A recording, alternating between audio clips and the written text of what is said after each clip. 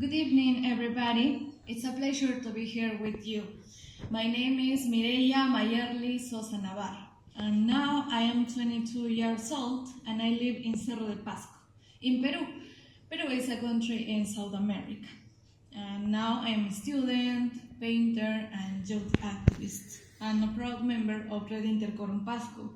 It's a youth volunteer organization that defends our environment and human rights.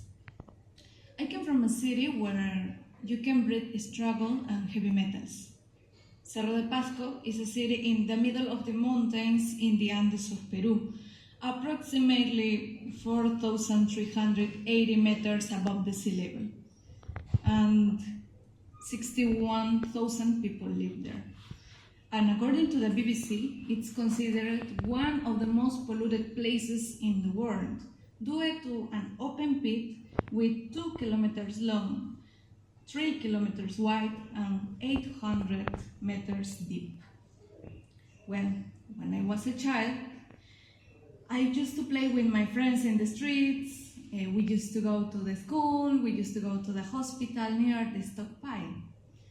I mean, the mountains of mining waste. We used to drink water from the tap, and we had access to our water for only 1 or 2 hours a day. And I thought everything was normal. But we didn't know we were living surrounded by toxic metals like cadmium, arsenic, and lead. According to Source International Studies, lead has been found in children's blood at levels 40 times higher than what is considered safe by World Health Organization. Also, the company has bigger access to our lakes, to our water than us. In many years, nobody told us we were in danger. But also the mining company keeps making campaigns that blame the local people for getting sick.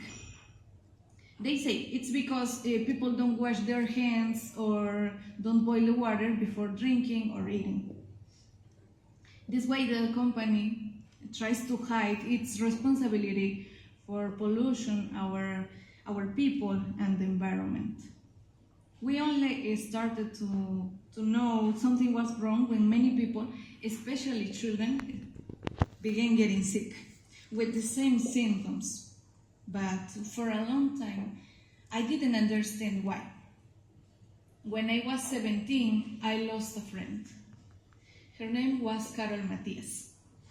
She used to paint in protest to the mining company for poisoning the children in our community.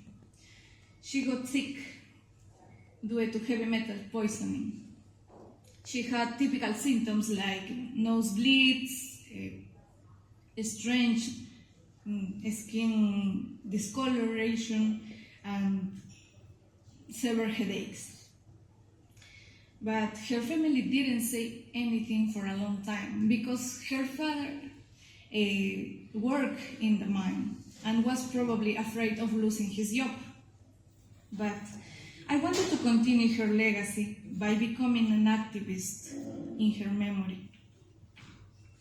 Then, when I was 19, I took part in a youth project with Red Intercorum.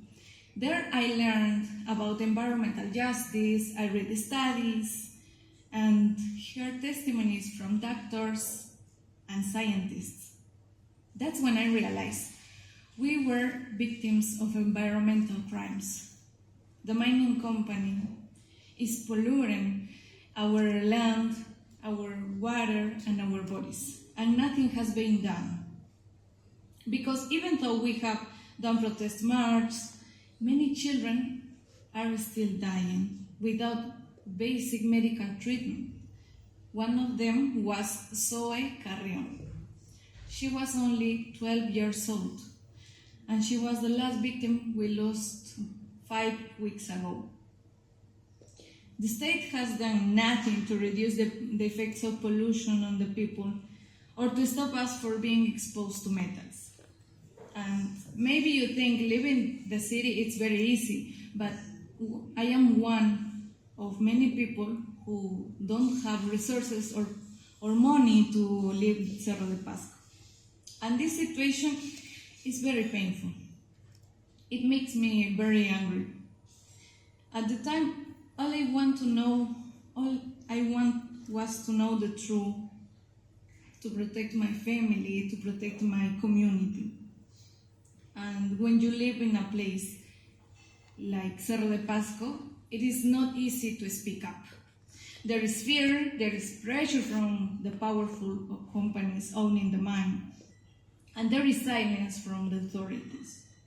That's why I support the goal of this meeting. Creating a guide to investigate environmental international crimes is very important. It's needed. It's needed now, not later, because because while we are here, many people around the world continue to live with pollution, with sickness and silence. And this is not just about nature, this is about human lives, this is about justice, and this is about respect. For me, this guide is a tool of justice. It gives power to the people. And this guide should be practical, it should speak to people like me, people who are not experts, but who are fighting every day for justice. And I believe that with truth, with courage, and with the right tools, we can make a change. Thank you so much for listening.